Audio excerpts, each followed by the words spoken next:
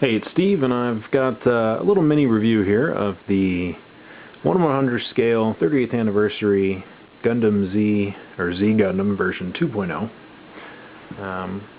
So I guess let's get started here. Here he is on the stand that he comes with.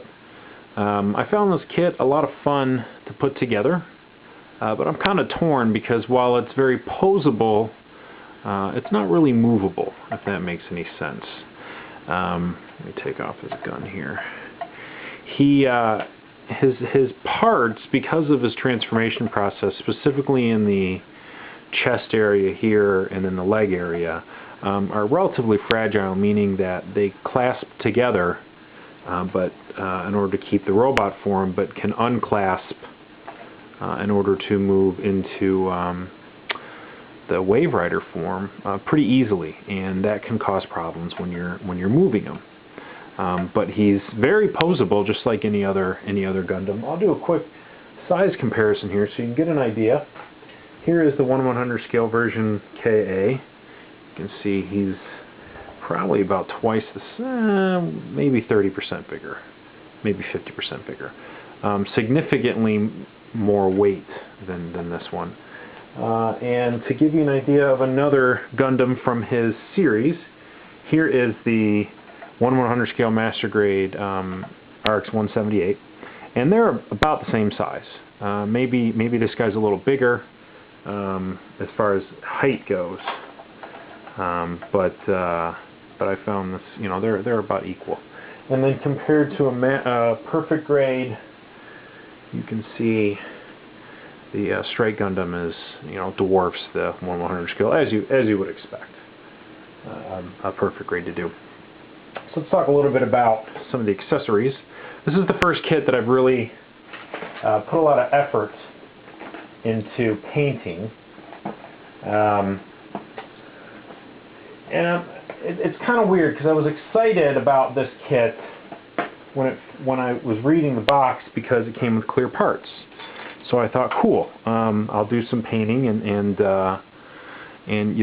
I'll do some unique stuff. So like you can see here, for the little gears in there, I painted them like a copper.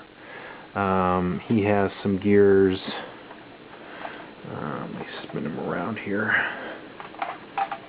on the back of the legs right there, that I painted like a silver.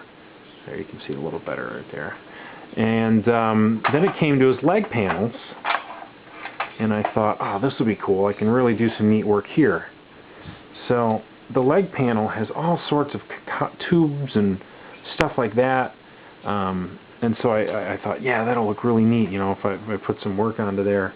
But the idiots who designed the clear parts decided that they weren't going to provide clear parts for this panel. This piece doesn't have a clear part version, which is stupid, because you've got this really cool, a lot of custom paint here, probably more than anywhere else on the frame. I mean, you got a lot of tubes and stuff to paint, and there's no clear piece for this. So that upset me, because that was something I was really looking forward to show off. A lot of the things, the clear pieces they had was like for this and for the kneecap, and I'm just like, ugh, you're not showing off anything cool on the inner frame. So I said, forget it, I'm not going to bother with the clear pieces. Here's the rifle that it comes with. I did some painting here for that cable. I thought that would look kind of cool in the silver. It does modify. This thing can be clipped on a couple different ways depending if he's in Wave Rider mode. I think the nozzle expands or collapses. This little piece moves up and down. The handle moves. This attaches onto the Wave Rider. Now, the pieces here, you can see there's little plugs here. Now, the gun can clip on. This little shield cockpit part can clip on there. Or you can put in these little missile silos. Now, I haven't finished painting these. I got this white, and I'm going to do the tips all in yellow and red. And then there's covers that go on them. And you can put those on here as well, but I haven't done that. It also comes with two little guys. You can put on the stand if you'd like. It has this big, giant super cannon, I guess, and this extends as well. A lot of these pieces move so you can collapse it. This little thing rises up. I painted the tip there, and that little cable, the handle can maneuver. This is kind of cool. I mean, it's huge. You know, it's as big as the model is. So, yeah, so that's it for accessories. Let's get to some other things here. Oh, the beam sabers get stored in here. I'm not going to take them out, but they flip up and are stored in there. You can put them on if you'd like. So here's some of the posability. If you want more in depth, there's plenty of other people with better reviews out there. You've got a cut joint here, so this will swivel around. You've got your typical double jointed elbows.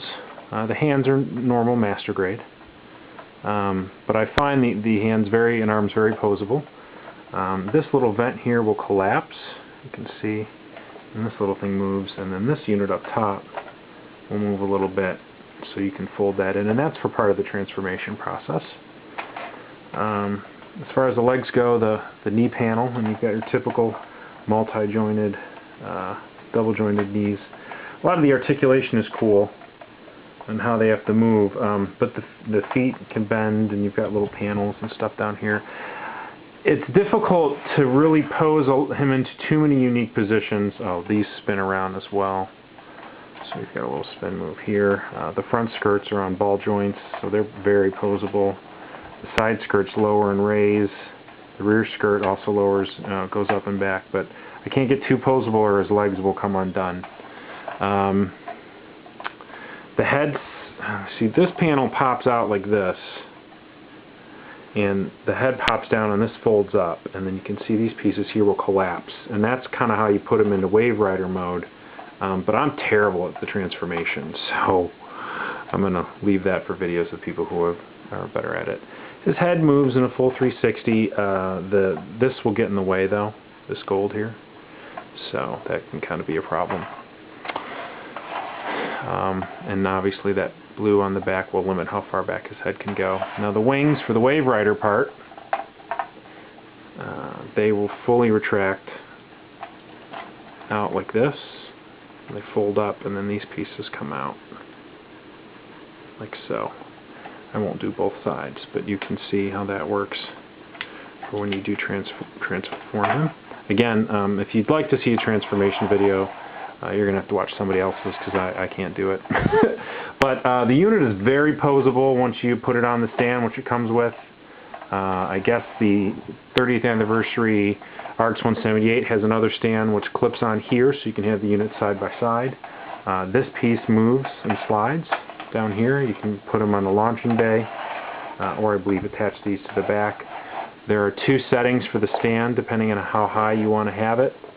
Hopefully I can pop this off here to show you, and you can clip it in there as well. If he is in jet mode, it gives you a little bit of a different angle. There's also two sub pieces that you can choose.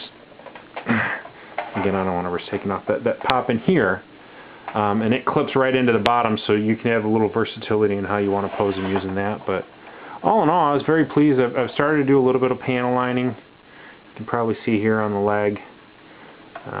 And I'll do some more additional painting and stuff while I finish this guy up before I do the decals and stuff. But it's a fun kit. It's difficult. Like I said, it's posable, but it's kind of tough to move, so this is more of a display piece than some of the more functional models out there that you can get. But I thought it's a lot of fun, and for the price, I definitely recommend you picking it up. I know there's an HD version, like the RX-178 I have. I don't know if they're still making it or not. But I thought the colors and the pieces in this were pretty good. And like I said, it's a fun kit. It's challenging. It's actually very challenging. I found it very challenging, but it's a good kit, and it was a lot of fun to put together. So until next time, keep making your Gundams.